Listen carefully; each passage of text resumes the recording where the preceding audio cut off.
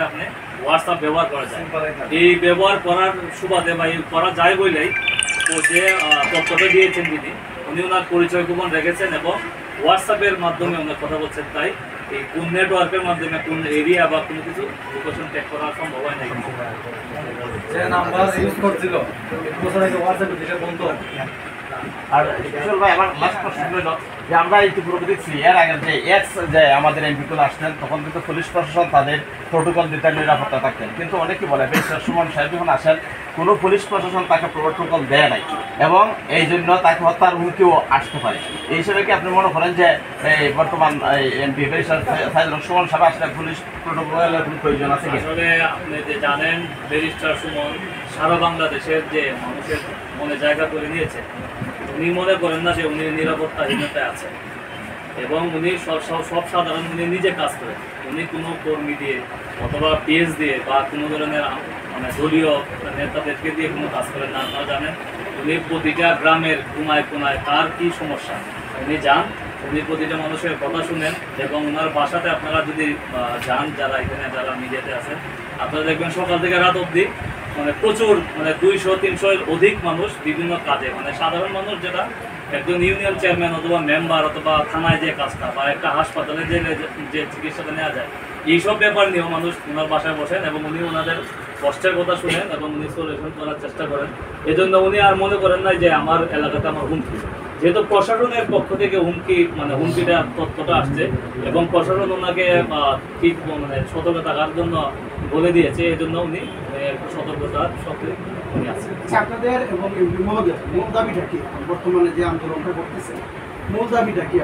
আমাদের মূল দাবি হচ্ছে যে অবশ্যই আপনারা জানেন উনি অন্যায়ের বিরুদ্ধে।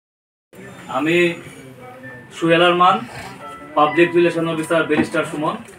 আজকে আমাদের যে সংবাদ সম্মেলন, এই সংবাদ সম্মেলনে এসএসসি ব্যাচ 95 এর আয়োজনে আজকের এই সংবাদ সম্মেলনটা আমি আমাদের কথা উপস্থাপন করছি। আমরা আজ অত্যন্ত দুঃখ ভারাক্রান্ত মন নিয়ে আপনাদের সামনে হাজির হয়েছি। আপনারা সকলে আমাদের তরফ হতে শ্রেণীমতো সালাম, আদাব, শুভেচ্ছা গ্রহণ করিবেন।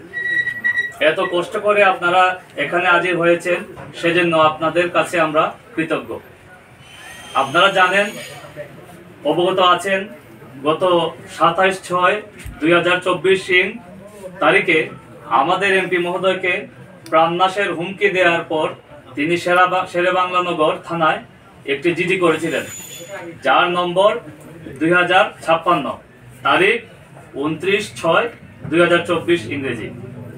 সেই প্রেক্ষিতে আমরা আমাদের মাধ্যমে মানবতার মা মাননীয় প্রধানমন্ত্রী জননেত্রী শেখ হাসিনার নিকট ব্যারিস্টার সৈয়দ সাইদুল হক সুমন সাহেবের নিরাপত্তার জন্য সবিনয় নিবেদন করতেছি। আপনাদেরকে আরো বলতে চাই যে আমাদের এমপি মহোদয় এমপি হবার আগেই এলাকার তথা দেশের আপামর জনসাধারণের জন্য কাজ করেছেন এবং এই বিষয়ে আপনারা অবগত আছেন।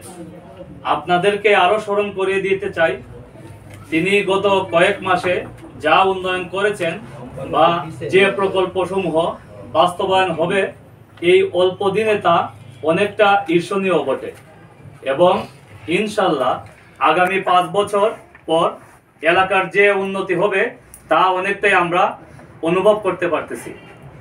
আমাদের অনেক সৌভাগ্য যে আমরা এমন একজন এমপি পেয়েছি যিনি কথা বলেন দুর্নীতির বিরুদ্ধে, অন্যায়ের বিরুদ্ধে। তাই তার শত্রু হবে অবশ্যই দুর্নীতিবাজরা এবং অন্যায়কারীরা। আপনাদেরকে আরো বলতে চাই যে আমাদের এমপি মহোদয়ের পরিবার প্রত্যেকটা লোক উচ্চ শিক্ষিত এবং স্বক্ষেত্রে প্রতিষ্ঠিত। আজ তিনি পরিবার পরিজনদের সময় না দিয়ে আমাদের তথা দেশের মানুষের কথা ভাবা বা তাদের জন্য কাজ করা কি তার অন্যায়? একজন ব্যারিস্টার সৈয়দ সাইদুল হক সুমন একজন কিশোরের স্বপ্ন, তরুণদের প্রেরণা, যুবকদের অহংকার, মধ্যবয়সীদের অক্সিজেন আর বয়স্কদের আস্থার জায়গা। তাকে থামিয়ে দেওয়া মানে একটি জনপদকে 1000 বছর পিছিয়ে দেওয়া। দীর্ঘদিনের ত্যাগ, চেষ্টা আর লক্ষ লক্ষ মানুষের ভালোবাসায় যে ব্যারিস্টার সুমনের জাগরণ ঘটেছে, তাকে থামিয়ে দেওয়া সহজ নয়। তাকে হত্যার পরিকল্পনার এই অপপ্রচেষ্টার তীব্র নিন্দা জানাই।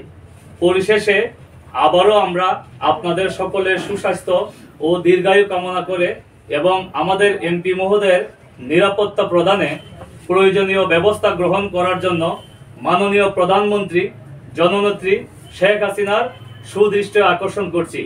আপনাদের সকলকে ধন্যবাদ।